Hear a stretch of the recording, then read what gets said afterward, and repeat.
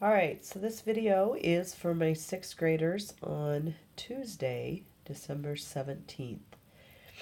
And these are the things that you're going to be working on today. For some of you, maybe even many of you, it's going to be a work day on your mass design and then some free time.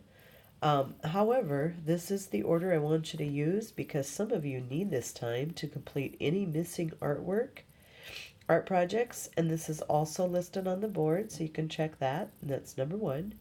Number two, make sure your face is traced in permanent marker on the transparency sheet. Now, if you remember, you're supposed to do it in Crayola first and then flip it over and do it in permanent marker after that. And then number three, you will all be getting a mass design sheet.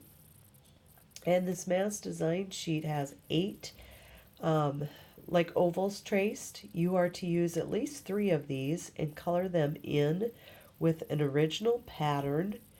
And the mass design needs to be colored in a lot. It's not a leave it white and color in just a couple little spots. You need to actually think about what colors you're going to be using for the actual mask, and you need to give yourself at least 3 choices.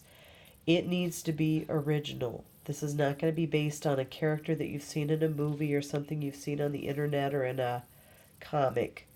Coloring will be done with colored pencil. And so I have some examples here I'm going to show you. For example, this is a student that did this, I believe, a couple years ago. And while this is not perfect, it is a pretty darn good example of what you could do. What I also like about this example is that they have variations of the same idea. This one and this one are somewhat similar, along with this one.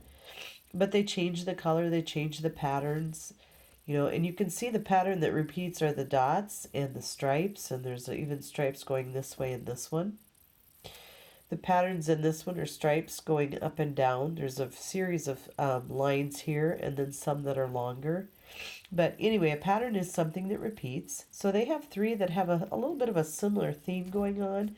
And then they have this one over here that's different. So they have 4. You don't have to have 4, but you certainly may.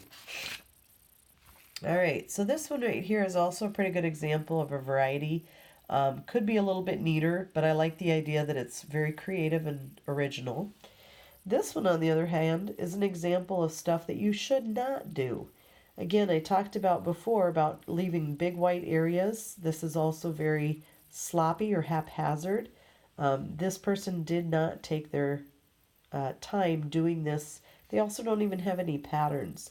So this would be a don't do example. This is an example of someone who did take their time, spent a lot of time thinking about some different ideas.